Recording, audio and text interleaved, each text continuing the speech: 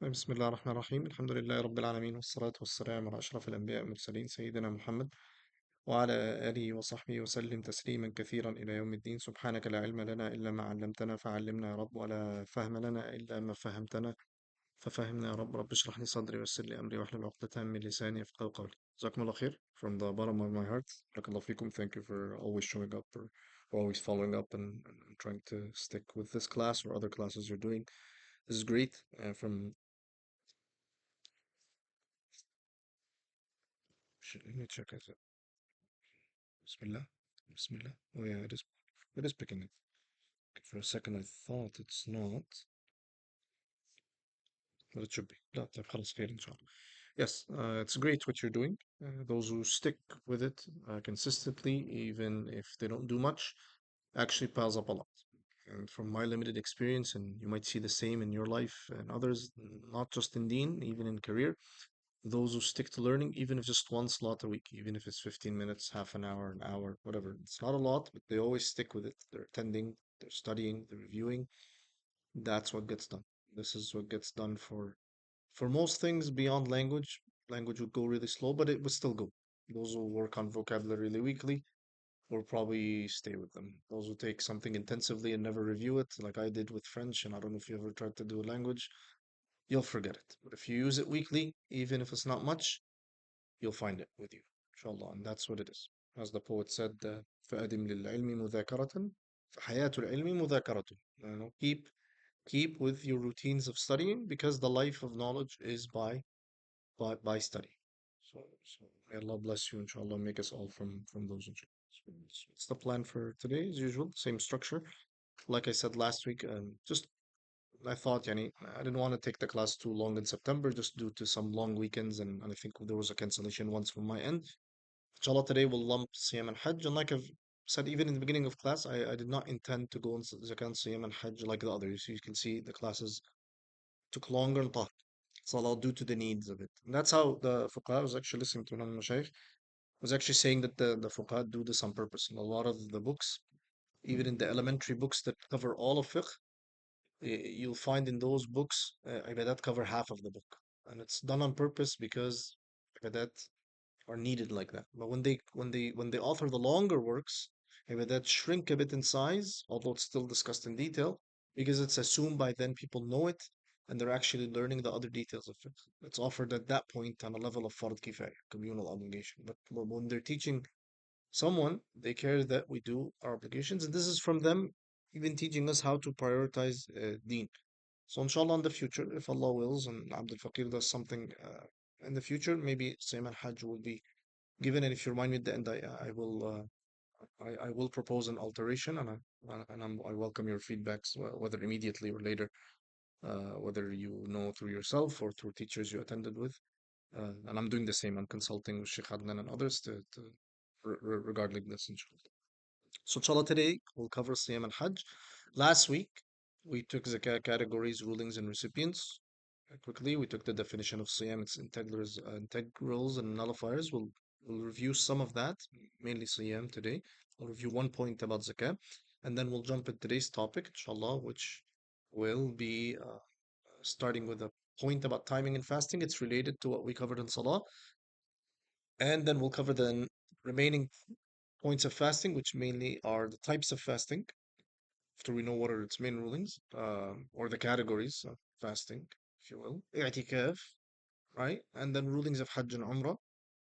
First starting by its ruling, integrals, requisites, and this will be almost like a list. I'm just going to run through it as a list, not going through a lot of details. It needs more, but for now, we just want to see the structure of it and how it's mainly understood. And then, like I said, no one will really remember it until they do it, unless you, mashallah, you're a very good student, because it's a lot of motions. So you learn it as you do it. So it's best to actually cover it in detail right before you go to Hajj. But like I mentioned last week, if one has a habit of reviewing Hajj and Umrah and fasting like just annually, by the time when they come to need it, a lot of it will be there, right? And they're just asking this questions that they're, you know, guessing that they might encounter or new things that came to them, right? But they're not still asking, oh, what is ihram, what is tawaf, what is khalas. So that's out of That's done. طيب, review. How would one calculate their annual zakah on wealth? What I mean by that, like the last part that we covered, showing an example from an online calculator. What would be the steps? Step number one is checking what? طيب, that they reached what? That they reached what level? Good. So that's one of them. So first, I want to check this one first. I want to check something, and then I'm going to check if it passed a year. What's that first thing? You gave us a second one.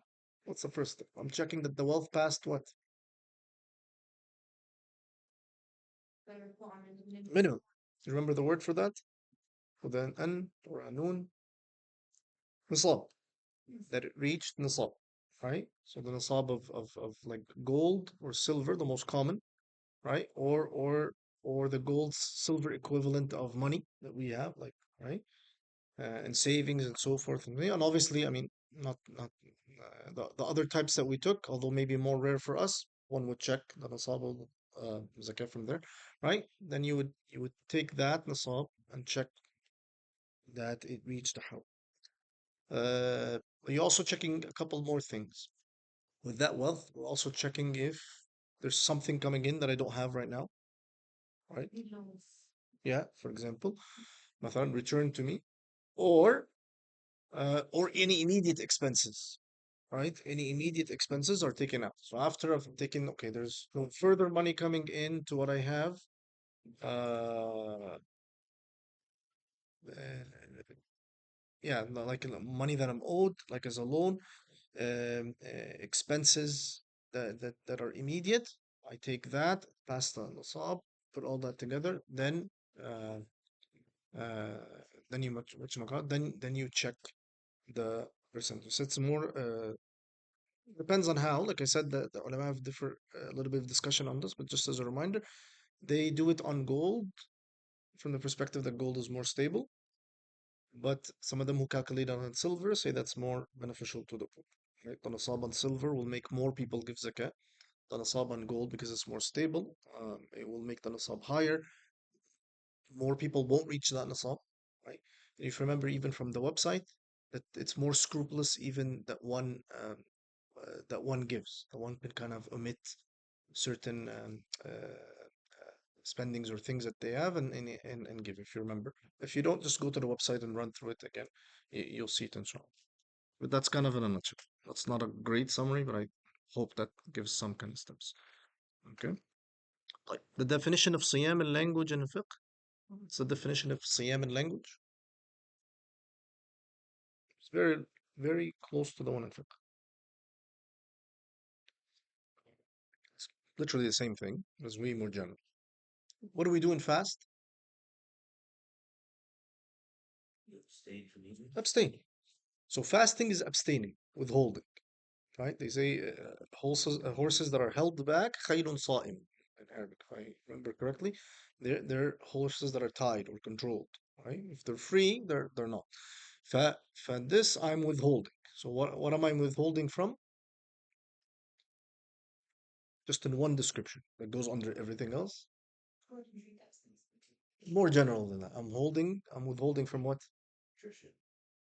Even more general than that. Those. What would be that describes all of those? What happens when I do those?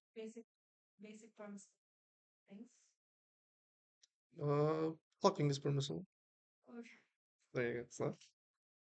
Okay, no, no, I'm giving you guys a hint. What if I do a desire that breaks the fast, or I eat, or I drink? I have, okay, or I have related to fasted. I have something my fast broken. So I'm withholding the nullifiers of fasting. Is that definition? Right?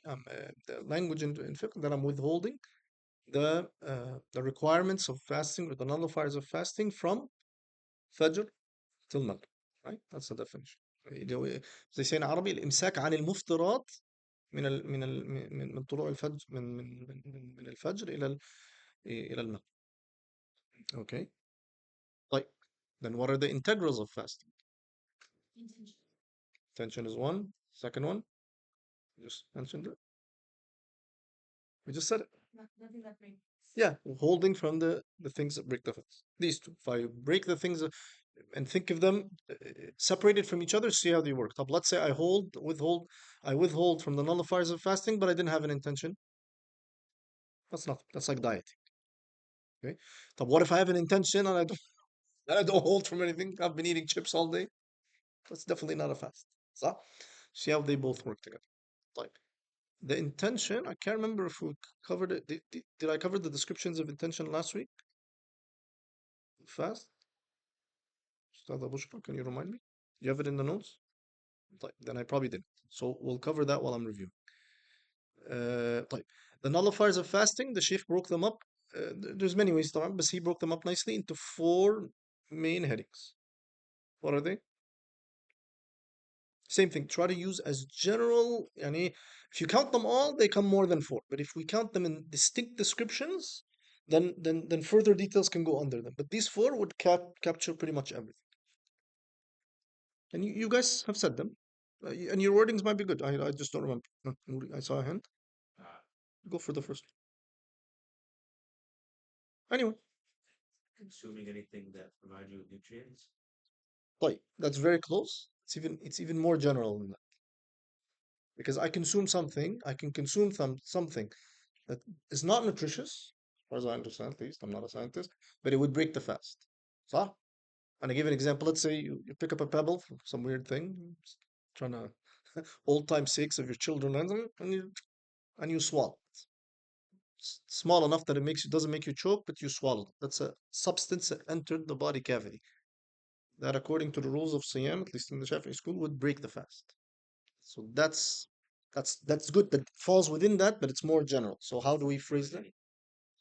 A substance, right? Substance. Why? So it takes it away from like scent, right, or air, right? ماشي. طيب, a substance. So a substance entering the body cavity from an opening, right? From an منفذ مفتوح. Why? So that they can differentiate it from cream, for example. I can rub cream and it enters my body, but that doesn't, right? So that's one. What's number two? I'll give a hint. It breaks the fast if done voluntarily, but if happens involuntarily, especially sometimes with illness, doesn't break the fast.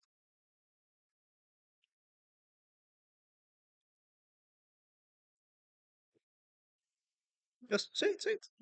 Yes. Voluntary vomiting breaks the fast. Involuntary vomiting doesn't break the fast. For example, I feel sick.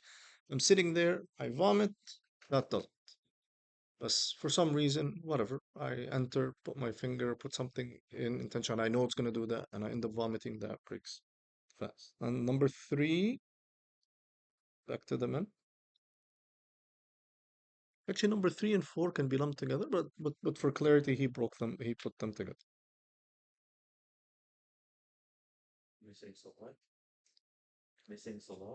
طيب, missing salah is haram, but it doesn't break the fast. Two separate worships.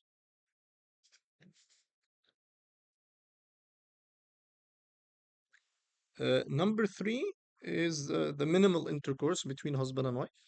طبعا that brings a kafara, vitiation. Okay.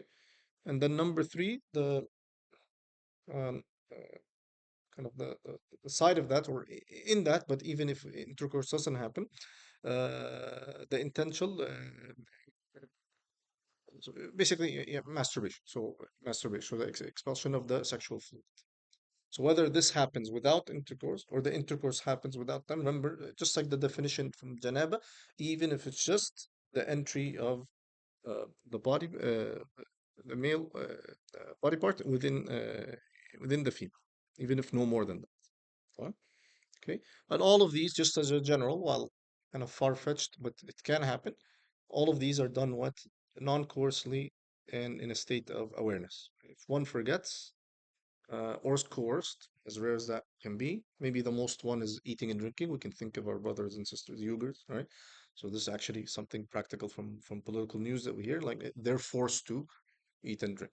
If someone goes through that, their fasting would be valid. They're not eating and drinking with their own.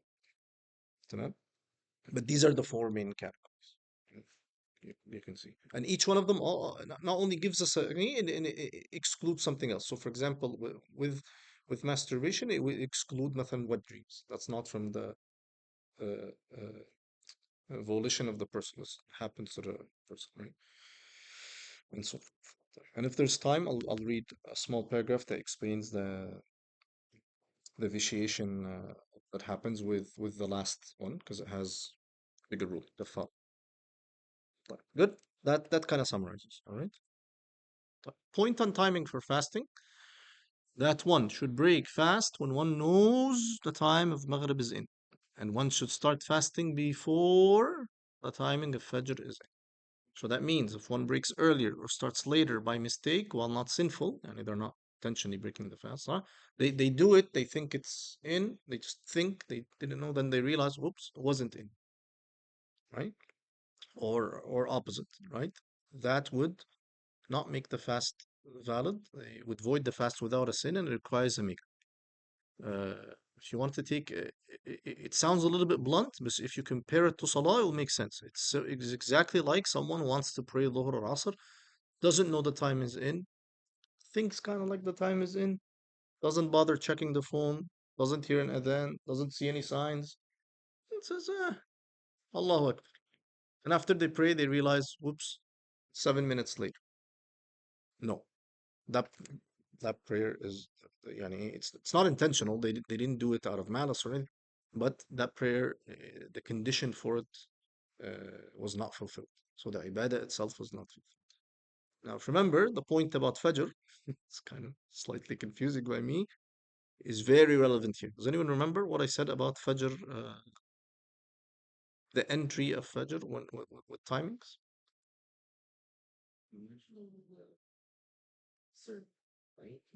Aywa. So that's the true dawn. Good. So that's a description of when it happens in the environment. Now, what does this mean when I'm looking it up on a phone? I want to print the Ramadan, so I go to Ramadan. I go to the website. I click for Ramadan, and I'm gonna enter the timings for Salah, or I'm checking what the timings are there to before printed. What am I checking for? That the true dawn uh, is in terms of degrees. 18. تمام 18. Okay. And if you remember that, in a nutshell, without going into details, you're welcome to look at it on your own. There's basically two opinions about it. That it enters 18. This is the wide majority of scholars, old, new, even in classical age, right? They've calculated and talked about this in the books of fiqh, the fiqh councils, right? Like all of them, right? Have done this. There was some modern research. I think ISNA does this. So if you ever look at ISNA's default timings, you would find this in their Fajr calculation. They claim it's 15. But when they made that claim, the scholars looked at it again and whatever, and they said no, 18 is more accurate. I said the practical upshot of that, it doesn't, there's not a big difference of time, 15, maybe minutes, 20 minutes, maybe half an hour, depends on the days, long or short. With Salah, it's not a big deal. Why? Because if you pray after the time is in, your Salah is valid. The challenge is if you're fasting after the time is in, right? And even if one wants to be very accommodating and say, مثلا, no, both opinions are valid, even if one of them is weak or whatever, it's much more safer indeed to fast on the 18 degrees. Both to fulfill that it's the majority. I mean, you can see it for yourself, right? And it definitely gets out of the khilaf. Like no one from 15 will say you're not fasting. You just held it before, right? But the other way around, no. Someone say, well, Fajr's already in. Brother has been in for 15 minutes, right? And so I highly recommend that when you fast, make sure that you're fasting on 18 degrees and don't do it in a way that confuses or butts heads with people. And do it in a tactful way. Like when I used to do it with my kids, I'd let the young one continue in suhoor. Because it's not fard for them to fast and they're training anyways. They might not even make it through the day. But I would nudge the elders. I'm like, خلاص. So they finish early. We're done. You want some more? And خلاص, right? And we go. But they understand. And I explained it to them in a youth-friendly way. I just said there's multiple timings. Uh, and I have the timing for London that's a little bit more accurate. I ran it by the sheikh, and that's the one we'll go by, right? So they know that as well. So, like, because I'm not gonna give them like fiqh terminologies or whatever. When they grow up, they can. If they ever ask me, so why? I'll tell them, well, here, read this article. If it makes sense to you, good. It's better than TikTok and whatever. Okay, makes sense. Good. Now go do 10 push-ups. You got, like, just be tactful, even if my tactfulness is goofy, right? You're, mashallah, much more emotionally intelligent. Good. Is this clear? تمام. Types of fasting. طيب. For the sheikh starts with, I'll read the Arabic. Then I'll go into the English section by section. فصل في أنواع الصيام. أنواع الصوم. Okay. Chapter on the types or categories of Psalm. And he basically breaks it on the rulings, right? Starts from obligation to haram and so on.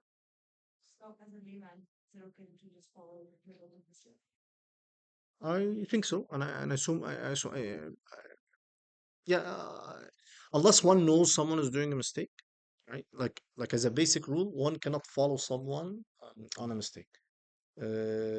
What should the layperson know or not know? I don't know. But I assume they're just gonna follow their authority, right? And I assume the authority is probably going to follow the majority, right? If not, I don't know them, right? Do I expect them to know that? No, I don't think. Right? I expect them just gonna know, okay, Fajr, True Dawn. That's it. Right? Like, do I expect them to know an app or calculations or 18 or whatever, unless they attended? I would guess not. But I don't. Right? That's a good question to ask us, Scott. You know, that's a good question.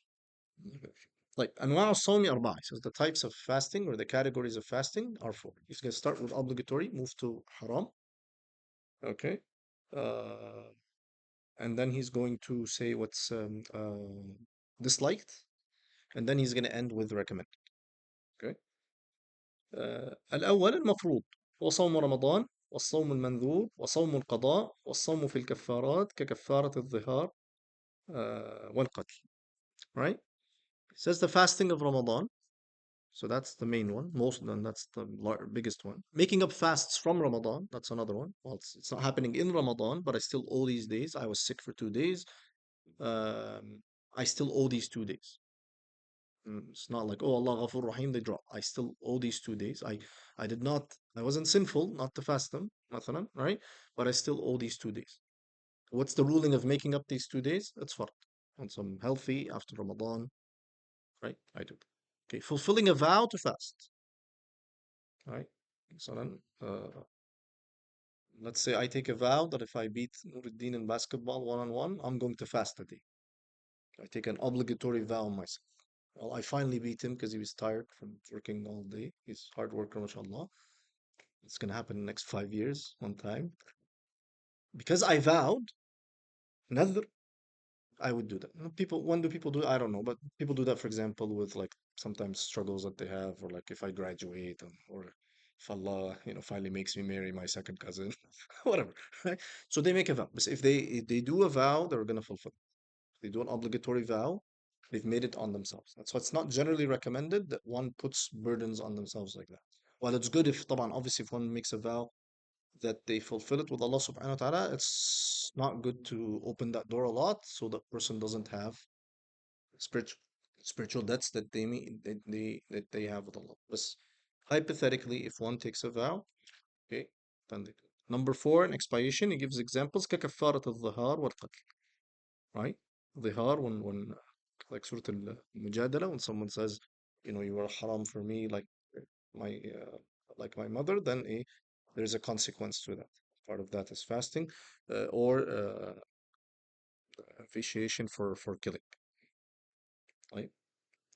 ثاني المحرم وهو صوم العيدين وأيام التشريق وصوم الحائض والنفساء وصوم يوم الشك بلا سبب وصوم النصف الثاني من شعبان إلا أن يصله بما قبله أو يصومه لسبب. Okay. What's haram? To fast the 2 days of Eid, the days of Tashriq, 13th, 14th, 15th, the Hijjah. These are days that are supposed to be celebratory days and eating. Um, Female with menses and postnatal bleeding cannot fast. A day of doubt without reason, and I missed the second half of Sha'ban on the slides. My weekly dosage of always reading something, thinking it in my head, and not doing it. So let's do that. I'm forgetting. Okay, so the day of doubt, which is when the it's not sure what's whether it's a 30th or the first of Ramadan, one can't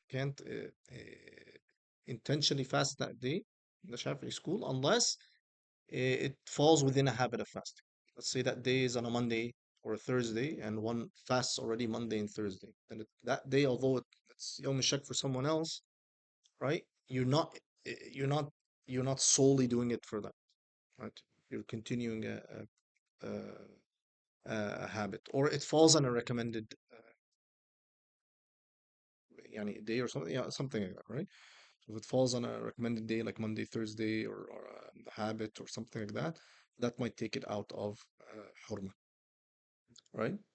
آه، بلا سبب. صوم النصف الثاني من شعبان ده actually the second half of شعبان while makruh in other madhahib, it's muharram in the Shafi'i school, except same thing, except similarly, if one is, even if they just started a habit of fasting and it enters in that, then that's fine. So for example, they're gonna fast, like I said, Monday, Thursday, every other day or something like that. Then the second half of Sha'ban would not be muharram for them to do so. Now, uh, days of Tashriq اللي هم the days after Hajj on the Hajj. So, should I mention them for you ولا لا؟ Hmm? So, delicious, fascinating,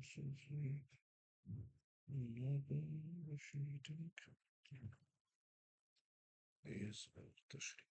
So there's a,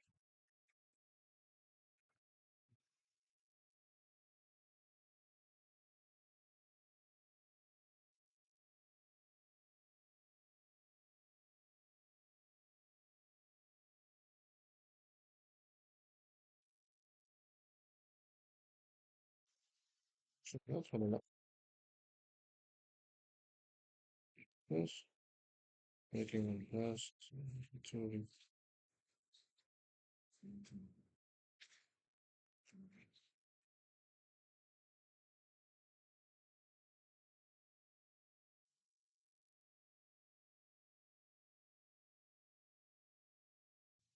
wait, did I say 11? Yeah, 11, 12, 13. So,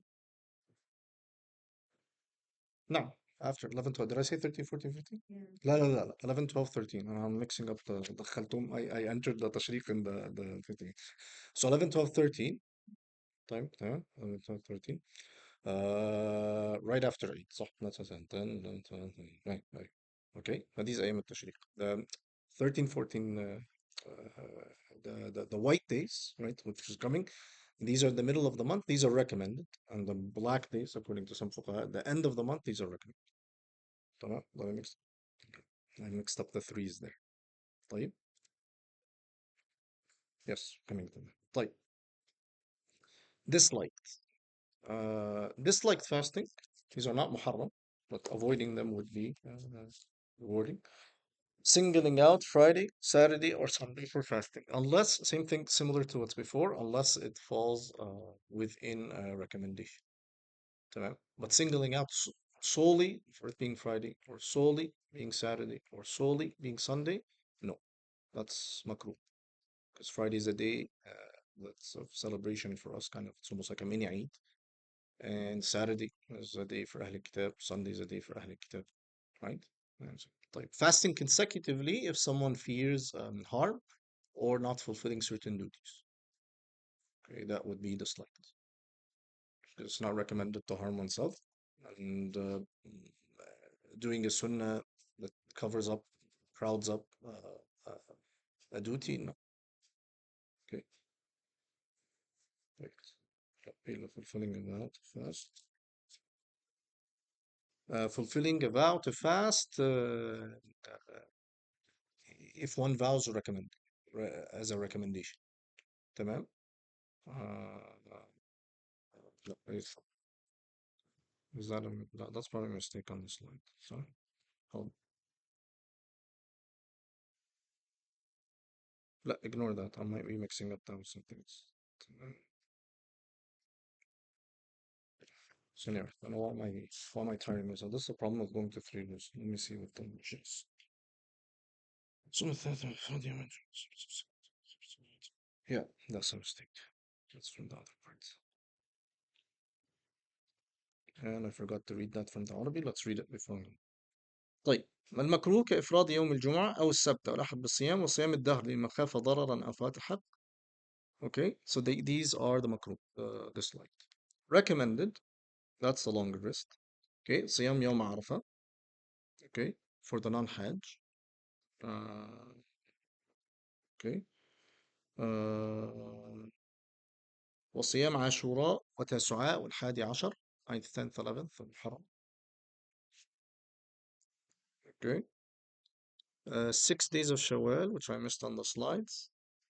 And it's better to do them after Eid consecutively.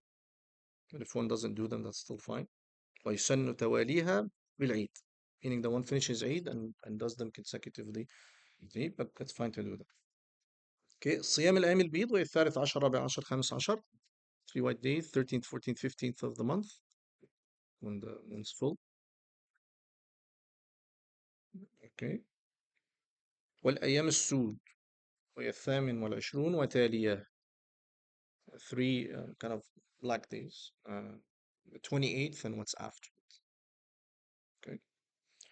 Now, a point about intention, because differs this from recommendation from fard. لا يشترط في صوم التطوع تبييت النية ولا تعيينها من تلب. So let's finish that and من تلبس بصوم.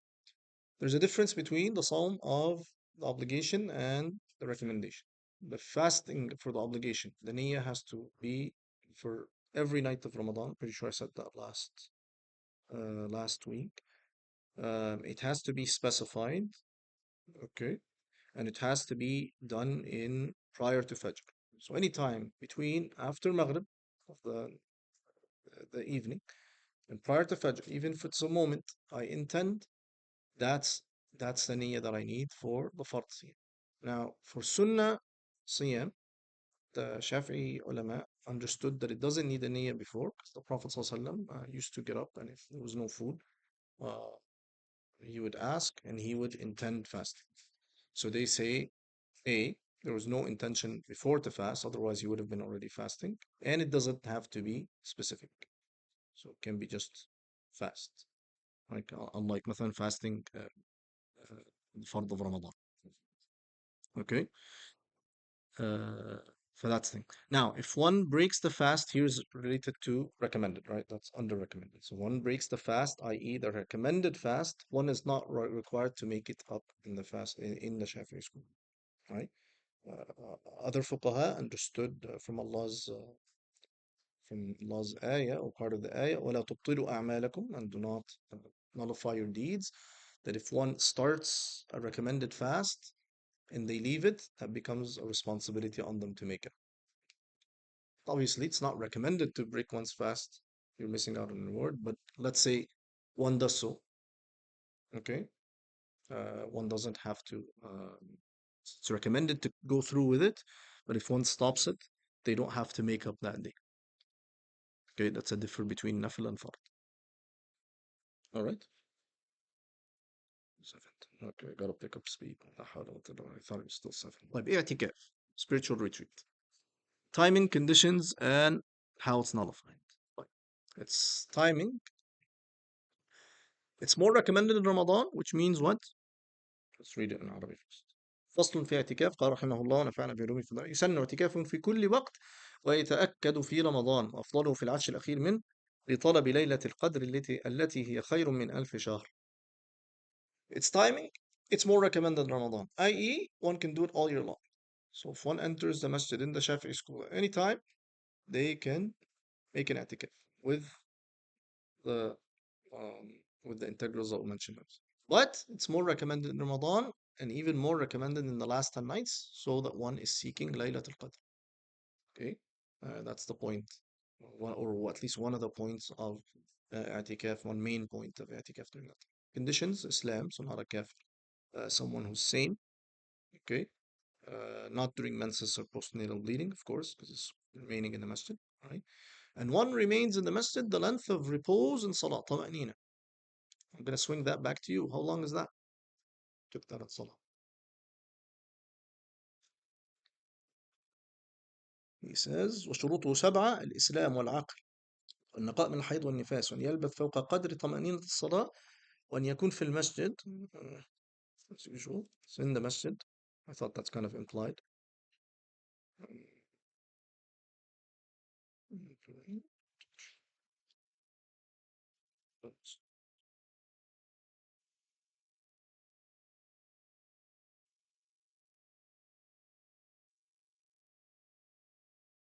طيب وأن ينوي الاعتكاف, right?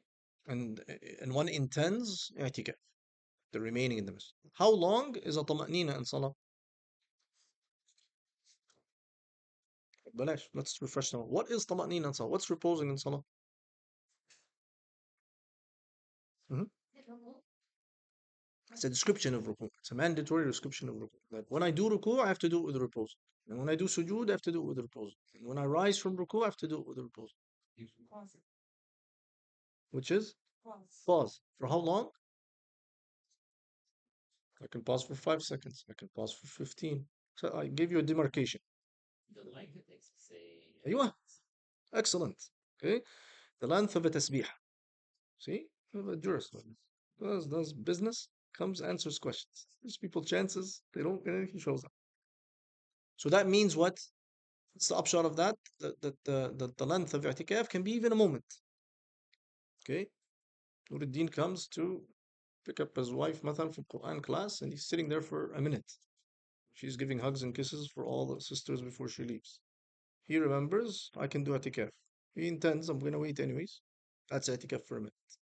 Right? Muhammad comes before the salah, 20 minutes. So I'm just going to remain in the masjid. So he doesn't just want to take the reward of just remaining in the masjid. I'm gonna remain in a state of i'tikaf. So he intends i'tikaf. He'll take 20 minutes of i'tikaf prior to salah, or maybe even if he's intending to stay for the salah and after until he leaves, inshallah he takes that reward. Right? You get the idea? Just giving two cases quickly, right? So anytime now that's not the case in other madhahib. Shafis are very open in this, but there's no blame, like I said, when there's difference of opinion, especially when one is increasing their deeds, there's no blame at all if one following another school. In fact, the other is blameworthy. Well, the blameworthy is always looking for loopholes, but trying to increase good deeds, inshallah, is not bad. And sticking with your school is also not bad. None are blamed, inshallah. Okay. So like fasting, okay, I stay physically, but I didn't intend. That's not i'tikaf. And I intended and I didn't do anything. That's not even an intention. That's really more like it's more like a yearning or a longing, right? An intention, remember, coincides with the act. So it's just at least, it will be طيب. And in the masjid, let's say one stays in the room in a secluded area, مثلا, to pray, or that's virtuous. That's better. One does a room in their home, مثلا, or something for more worship or gatherings, or that's very good. But since that's not a masjid, that's not i'tikaf. But there's nothing wrong with that either. Although that's not technically the i'tikaf meant in books, but it's still better than sitting distracted or wasting time, right? So one should not do good deeds just because it's not i'tikaf, right? It's not like 0 or 100. No, that's a trick from the shaitan or the nafs. One goes with the action, but it says maybe say, you know what, I did it at home. Let me go to the masjid one time and do it there. Can make us The condition for being in a masjid, does the place have to be designated? That's the same question. Yes. So basically, it's a place of designated designation or a boundary. So beyond that, I can't give you answers. I don't know. I've asked. There's more details to that. Maybe the practical upshot is just ask the masjid or leadership. They would probably know. But and there's a little bit of discussion within it. So, for example, if it's based on boundary, then even if something within the masjid is not the salah area, it can count as a masjid. But if it's based on designation, and people, مثلا, they intended an area to be the masjid, but when they actually built or they expanded, okay, they included other things. Those those might not be a masjid. So what's the practical upshot of that? Just I would say for now, learn further and ask, so I don't make mistakes on the behalf of yani, the different setups. Yeah, not to go into too much of a tangent, No, just no, no, no, go ahead. some of the other methods. Is it the timing? Is it the time of years? I think so. The I don't conditions, remember like if off there's the something top of you my have head. to I do within, Yeah, yeah. I think some of them demand that i'tikaf is only in Ramadan. Uh, is there any type of ibadah that has to be performed to be considered? I don't remember. I don't think so. I don't remember. I don't want to make a mistake. I think some of them demand that it's in Ramadan, and there might be more details that are slipping, but one can easily yani check. طيب, what does it nullified me? Apostasy, والعياذ بالله, intoxication, leaving without an excuse. So if one leaves for their needs, like food and or drink or cleanliness or so forth, that would be okay. And expulsion of sexual fluid voluntarily, that would break the fast, or obviously intercourse. Right? And he says adab of the masjid. I didn't include those on the slides, but I'll run through them quickly because it's related to it. It's a فائدة لمن يريد دخول المسجد يقدم رجله اليمنى ويقول أعوذ بالله العظيم وجه الكريم سلطان القديم من الشيطان الرجيم بسم الله الحمد لله اللهم صل على سيدنا محمد وعلى آل سيدنا محمد اللهم اغفر لي ذنوبي وافتح لي أبواب رحمتك وسهل لي أبواب رزقك. وإذا خرج من المسجد قدم رجله اليسرى وقال هذا إلا أنه يقول وافتح لي أبواب فضلك واحفظني من الشيطان وجنده. فthe Sheikh mentioned the adab of saying dua in entering and leaving the masjid. He mentioned the dua that's in the sunnah, and he added to it other other requests as well. And he said that one would say the same thing when they leave, but they would say, "Open the doors of your good, and protect me from the shaitan and his allies." Right?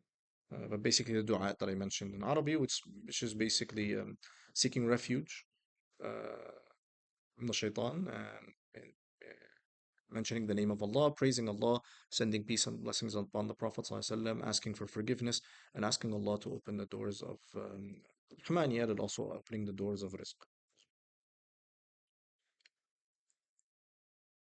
Okay, Hajj and Umrah. This will definitely be a list so we can finish.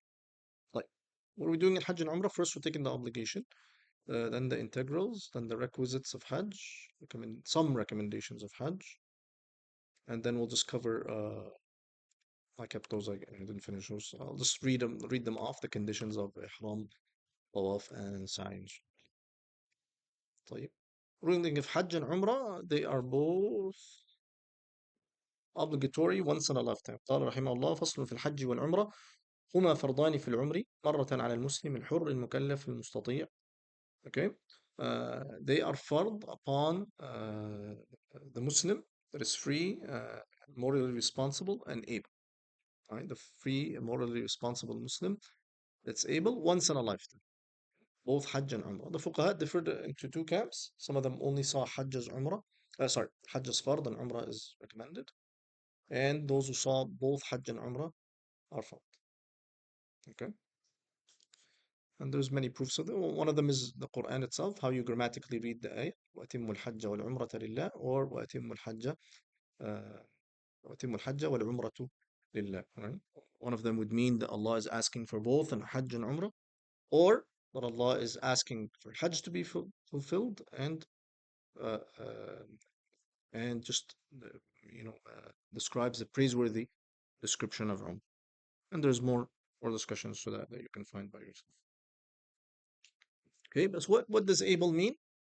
Okay, he says قد استطاع أن يكون قادرا على الزاد والراحلة فاضلين عن مؤونة من تلزمه مؤونته ذهابا وإيابا وأن يكون الطريق آمنا. Right, that one has provisions, ability to transport both ways, and support the family that they're obligated to support, which includes clothing during the travel and back. and lodging oneself, right? And having a safe pathway to get there, say safe travel, especially back in the day when a lot of people traveled by foot or animals and so forth, right? So if these are not fulfilled, that that takes the ability. Okay. And not discussing it here, but there are cases if someone has a loan as well, that it would take away the ability if they need to fulfill, for example, an immediate loan. You might look if it's a non-immediate loan, Hajj might be obligatory still. They would fulfill it and then fulfill that and so forth. Or, for example, what if someone pays it for you and so forth? You can take these cases by yourself. But integrals of Hajj and Umrah, there are mainly six, right? The intention, standing in Arafah, tawaf, sa'i, shaving or cutting, and doing the acts in order. وللحج أركان وواجبات وسنن. Okay, before we get that, he says Hajj has arkan, wajibat, and sunnah. If you remember from before, there was never a breakup in wudu or salah or siyam or zakah. Everything was discussed either furud or arkan. When it comes to the chapter of Hajj, the Shafi'i school differentiated between a rukn and a wajib. Unlike, for example, the Hanafi school that differentiates from the get-go between sorry between fard and wajib or rukn and wajib. Uh, the Hanafi school, for example, differentiates fard and wajib throughout. That's how the usul are built. Right? Fard is something that's clear cut. Wajib is something that is also uh, requested or mandatory, but it's not clear cut. Right? To them, they're two distinct categories. Okay. For the case of the Shafi'is, is not except in Hajj. Why? Because we'll see certain acts will nullify the Hajj. Certain acts might nullify the Hajj, but one can still fulfill them if one breaks them unintentionally, right? And then there's certain acts that do neither, right? So they broke it up into these three categories: arkan, wajibat, and sunnah. So he started with the arkan. He said فأركانه ستة: النية والوقوف بعرفة والطواف والسعي والحلق أو التقصير والترتيب. وأركان العمرة هي أركان الحج إلا الوقوف. Okay, that all of these six that I just mentioned are the integrals of Hajj and Umrah. Okay, these if one omits them, um, the act itself is nullified. And for Umrah, the only thing that is not there is standing in Arafah. Right? If one goes for Umrah, they intend, they do the tawaf around the Kaaba, they do the sa'i between the Safa and Marwa, they shave or cut, and these acts are done in order, they're done. Umrah, as you probably know or have done it, is a very short ibadah too. Right? The Jumu'at is not a condition for We're coming in Oh, the wajibat. Yeah, yeah. Right. Requisites, uh, ihram from the miqat. Okay, so the one intends that they enter the state of ihram from the miqat, which is the proper site, spending the night in Muzdalifah, spending the night in Mina, stoning the sites at Mina, and leaving what is forbidden during the state of ihram. Right? واجبات خمسة: الإحرام من الميقات والمبيت بمزدلفة والمبيت بمنى ورمي الجمار وترك محرمات الإحرام. Okay. Now, like I said, if one leaves one of the nullifiers of Hajj, sorry, one of the obligations of Hajj, or integrals of Hajj, their Hajj is not valid, right? And it cannot be made up by an expiation, okay? But the wajibat, no, if one leaves them unintentionally or by mistake, one can full, make them up by uh, expiating by salat, right?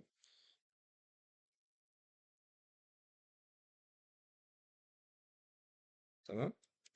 And beyond that, he says sunan wa kathira, right? Its recommendations are many. Okay, and he mentions very few of them. الغسل الإحرام, taking a bath for إحرام. والوقوف ولرمي أيام التشريق. For إحرام, standing in Arafah and the days of something stoning.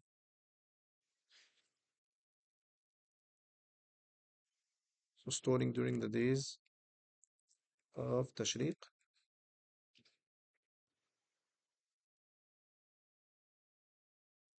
Okay, التطيب قبل الإحرام, being fragrant and تطيب before إحرام. لبس الإزار ورداء أبيضين جديدين, wearing two garments um, that are new for male, one at the bottom الإزار and one at the top. وغير ذلك من ترك وغير ذلك. Okay.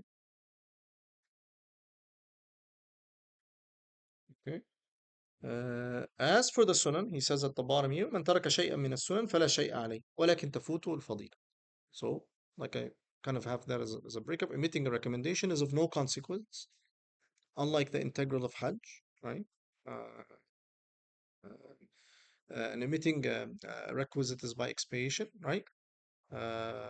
Omitting a recommendation of no consequence, but one diminishes reward. Okay. Uh,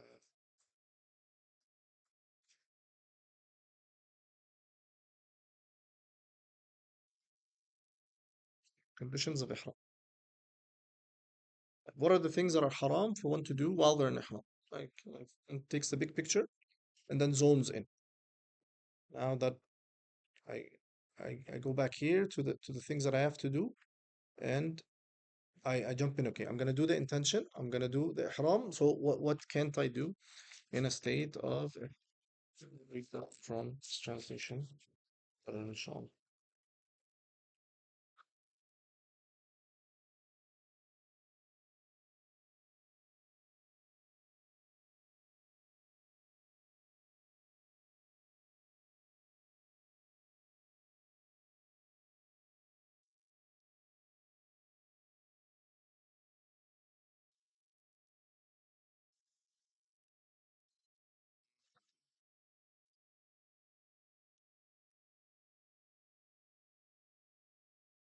Okay, so things include sewn garments on men. Okay, that men cover their head and women cover their face or hands, applying oil to the hair or beard or scalp, uh, using perfume or scented products, removing hair or nails, sexual foreplay, obviously sexual intercourse, and hunting. So committing any of these, okay, if you remember, this is part of records of Hajj, will entail an expiation, whatever alternative one wishes, either slaughtering a shah, right, or fasting 3 days, even if non-consecutive, right, or giving 1.015 liters of wheat to each of the six of the poor, right, or those short of money at the sacred precant, right? Hajj. Okay, so these are, I did it. Okay, ihram. طيب, as for tawaf, okay, that one is in a state, one obviously covers the awra, okay, and is in a state of tahara. Let's see what else.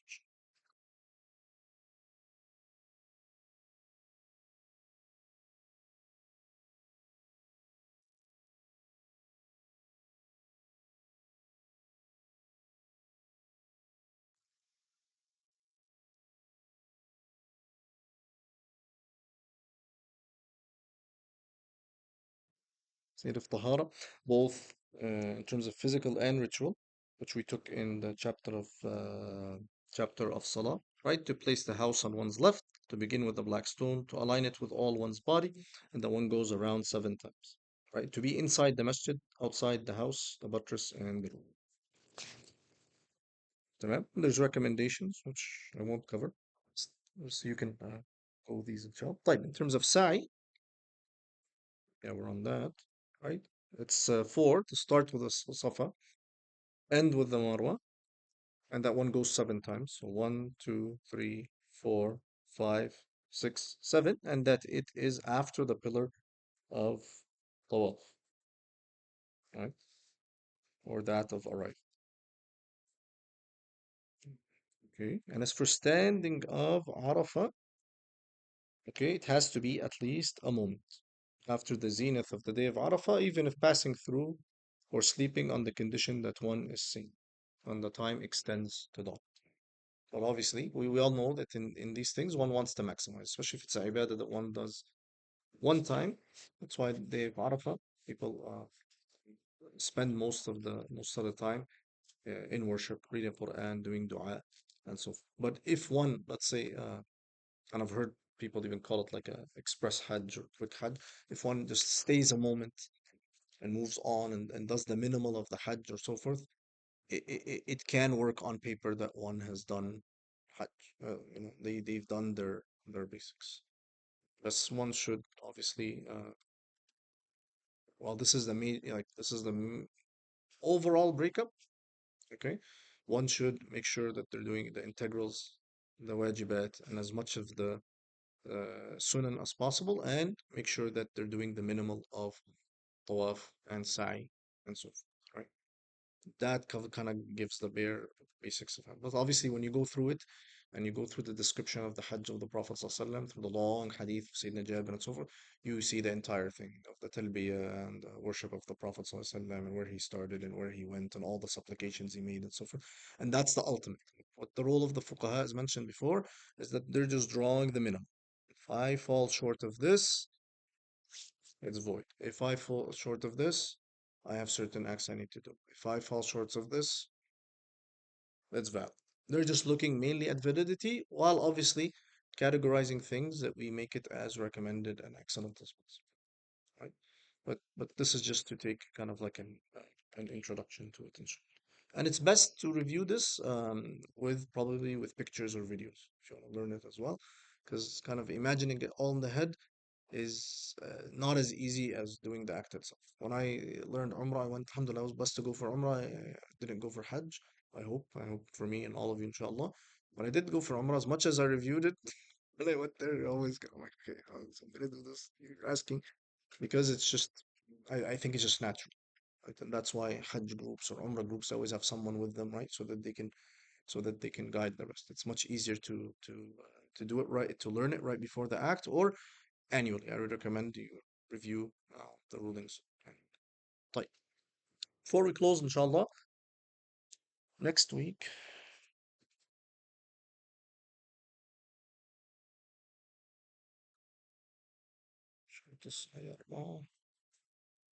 yeah, so I covered them. I'll read the Arabic for it so I'm not forgetting as usual to read something. So he said فصل في الطواف. No, no, I said also محرمات الإحرام, right? Yeah, فصل في محرمات الإحرام يحرم بالإحرام طيب ودهن رأس ولحية وإزالة ظفر وإزالة شعر وجماع ومقدمات وعقد نكاح. So it's haram during إحرام to do a marriage contract وصيد وقطع أشجار الحرم وهذه يشترك في حرمتها الرجل والمرأة يحرم على الرجل ستر الرأس also mentioned that ولبس مخيط وعلى امرأة ستر وجهها ولبس قفاز في كفها ويشترط في تحريم المذكورات العمد والعلم والاختيار والتكليف. Common question for ladies about covering the face. Let's say if the ladies already يعني covering their face or men are passing by whatever, she just wouldn't have it يعني covering. She can wear something and as soon as they come she can put it over, so it would still kind of cover it almost like a curtain, right? Or it's on the top of a visor, right, or something of the sort. Uh, but it avoids the muharram of ihram, but it fulfills her own covering if she needs to, right? And one can ask likewise of other situations. How can I, if needed, what can I do if they really need to do something without, breaking the rules? Okay. Uh, فإن انتفى شيء من ذلك فلا تحريم وكلها فيها الفدية ما عدا عقد النكاح. All of it has expiration except for the marriage contract. وفي الفدية تفصيل. There's detail. فإن كانت من باب الإتلاف كقتل الصيد وقطع الشجر. I'm not going to translate this part because you can take it the next time if you cover Hajj. والقلم فلا يشترط في وجوبها عمد ولا علم. وإن كانت من باب الترفه كالتطيب واللبس والدهن والجماع ومقدمات يشترط في وجوبها ذلك. Right?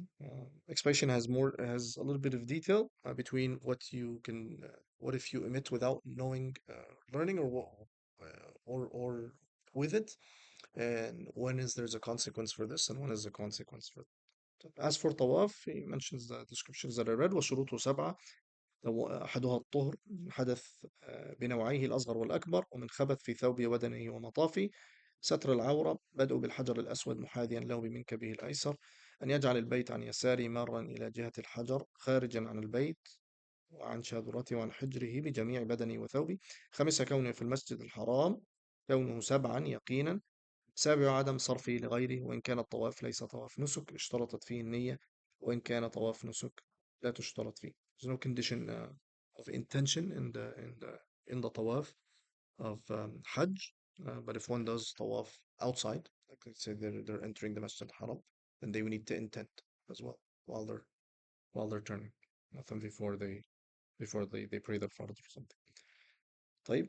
A lot of sunan. I didn't read the sunan, so I'll just read them from here. And I didn't put them on the side. وسنن الطواف كثيرة منها المشي في جميع إلا لعذر وأن يستلم الحجر الأسود بيده أول طوافه وأن يقبله ويضع جبهته عليه ويكرر ذلك ثلاثا وأن يرمل الرجل في طواف بعده سعي في الثلاث الأول وأن يطبع في طواف فيه رمل بأن يجعل وسط رداء تحت منكبه الأيمن وطرفيه على منكبه الأيسر وأن يقرب الرجل في طوافه من البيت وأن يوالي طوافه وأن يصلي بعد فراغه ركعتين خلفه المقام خلف المقام إن تيسر وأن يستلم الحجر الأسود بعد فراغه من الركعتين. So the two prayers, when to speed up and when to put the garment under your arm and so forth, like the various sunan. If we had a second class, I promise we're gonna so try to cover next week, finish. Uh, I had to rush through these. Okay, the four conditions of sa'i, I read them in English. الأول أن يقع بعد طواف صحيح after طواف ركن القدوم أن يبدأ في المرة الأولى من الصفا والثانية من المروة أن يقطع بمرور جميع المسعى أن يسعى سبعا يقين. طيب. And he has a section there, actually, he says, you find this in the fiqh books actually, it says that it's recommended to visit the Prophet ﷺ, even if you're not doing Hajj and Umrah, to a lot of the recommendations for it. Obviously, someone does Hajj and Umrah, they go, but if someone is not even going for Hajj and Umrah, they would go visit the Masjid of the Prophet ﷺ with that intention. So obviously, one can go just to the Masjid because it has a virtue, the three Masajid, Al-Haram, المسجد النبوي and المسجد الأقصى. But one can also, it's recommended to visit the Prophet ﷺ himself, as the Sahaba, the Salihin, and others. That's found in all the books of fiqh. طيب. Then he has the Khatima in 2 pages or 3. That's what we'll cover next week, inshallah, on Islamic spirituality. Yes. So final class, which I also intended to have in two. I'm gonna lump it in one. I apologize. It will be another list reading. Don't hate me. Try to make up any good class that I did and how many your good books. Right? And we will have a quiz inshallah in September. I'll give some time so people can review and I'll give you kind of a list of what we'll focus on, but roughly it's the beliefs. I know we covered only one class. I'll take some parts of it that are essential. Uh, uh, Also maybe a question or two on knowledge itself, because he talked about the obligation of knowledge. Should be easy inshallah. But the bulk of it will be al-tahara and salah, with very minimal questions on zakat, siyam, and hajj. Sorry, probably more on siyam, very minimal on zakat and hajj. Maybe one question each, right? The point is to, like I said in the beginning, to be that. But I want a good date because I want it to be in person. So even those, or if there are people listening at home, yeah, you'd have to come in, inshallah, on that date uh, to come. So I would assume it will be a Monday. But is there a Monday we can kind of agree on from now in September, and I can circle it and tell them so that this place is not taken, and I can have it at the time of the class as much as possible, either 6:30 or 7. Shouldn't take long. It'll be like a few pages. I'm not mean. That's the point of it, and really, I'm just doing it so one can retain info. As long as you're studying by yourself, okay. Right. 2016? The 16th of September. That's No, I'm assuming Labor Day won't be yeah, there. yeah. No, skip that. So it's possible it'll be 9 or 16. No, it's not for sure 23rd. No, I can push it to 23. I can even put it on the 30th. You have, I don't know, you might have family commitments, study commitments, or just schedule commitments if you want more time. So much time do you think? Any Oh, they all work for me, so yeah, تمام. I'm good. I would say 23rd. Just 23rd طيب. 23rd طب خلاص. Let's let's put it tentatively 23rd. If I remember, inshallah, I will do it on the way out. I'll tell them I'll tell them that we're finalizing next week, and then I'll either book this if there's no one. This we'll just use here. If not needed, and there's not too many people, we can even use the small one in the back. But I don't think anyone uses but there are, like, sometimes there's bookings and whatnot. So if there is, we'll play around with it. Like, for next term, so just I'm not forgetting, I'll mention it now, and maybe I'll mention it again next week, because I'm I'm anticipating next week will be crunched because we'll have to talk about Tawbah, blameworthy acts, praiseworthy acts, all in one hour.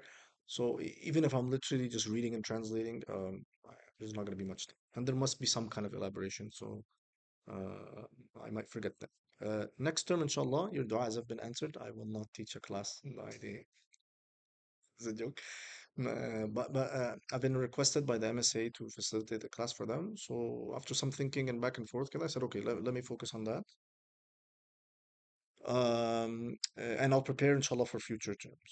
And what I want to do for this class, because I found myself flipping the English that I'm already using English resources, so it's kind of counterintuitive. So in the future, if I ever do a Farda in class, I learned the hard way or silly way than I was doing, that I should just use the English text from the get-go. I mean, obviously it's originally written in Arabic or whatever, but it saves much time on order and preparation, whatever, and it's there. And if I ever use this, I'll just use it for an Arabic crowd. I don't have to translate, just focus on the content. It just saves time. And I think, wallah alam, maybe, at least that's how I studied back in the dinosaur era. You ran through it first time through Risala al-Jami'ah, something that's very short, shorter than this text, almost the length of this text. And then as a second round, we covered this text here, al-Muqasid. Okay.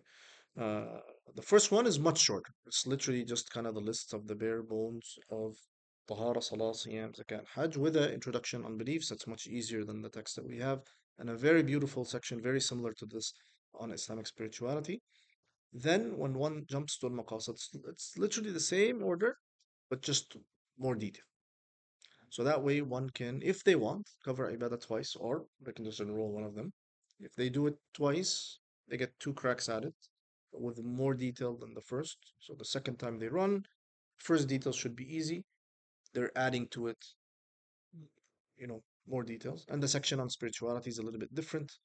It's more descriptive here rather than prescriptive. So they would take certain qualities that they fulfill, unlike the other one. Actually, it's very specific.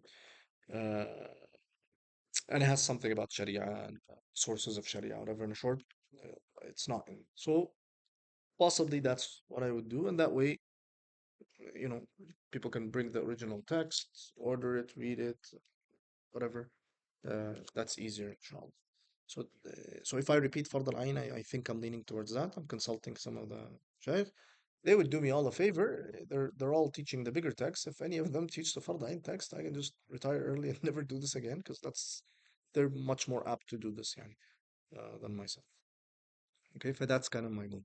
Now, what would I do if Allah gives us life in January? Uh, I'm also covering. I'm sorry. The reason I said that segue, I would inshallah cover Islamic Aqidah in the same kind of two mini steps for beginners. So short text called Aqidat al-Islam by Sheikh al-Haddad. I think it's an excellent text. If one never studied Aqidah, one is never interested in any details. They just want to take the six pillars of Iman, just a little bit of elaboration, written with nice prose. It flows very nicely, as even like you can read it as an article for yourself. He has that, and it's translated in English. So I would just have to get the English translation. That would be an excellent first step. And maybe after it, another beautiful text, but older than that, called the Nur al-Mubin, في قواعد عقائد الدين for Imam Ibn Juzay. He's one of the classical scholars. He wrote tafsir, he wrote in fiqh and usul. He's an amazing scholar. And his text on Aqidah is amazing. And it's also easy. It's filled with Quranic ayat and so on. But as he's going through Arkan al-Iman, he refutes the main categories of religious refutation related to the subjects. When he talks about the existence of Allah, he refutes those who deny the existence of Allah. When he talks about oneness, he refutes the mushrikeen. Right? When he talks about the messengerhood of the Prophet ﷺ, he refutes the Jews, مثلا, who said there's naskh, sorry, that the message was only specific to the Arabs. That the Prophet ﷺ did not supersede the previous one, and so forth. I was thinking for someone who never, it's still graspable, but maybe it's better to do it in two steps. They'll run through it, but I don't think they'll remember all that. But if they run through it twice, the first info is done, it's out of the way, right? Second time would be giving a little bit more flesh to the previous, and that second text has a nice spiritual closure to it that the first one does. First one has kind of spirituality thrown within it, right? Um, you know, if I remember, he has ayat that add to some of the creedal principles that are nice for the imani side of thing. While the second one, he actually gives a wasiyah.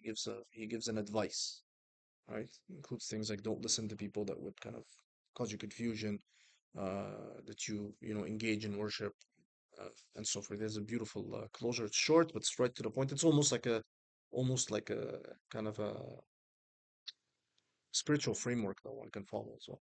Right. So that's kind of what I have in mind, and I welcome your feedback if you think something else is more pressing.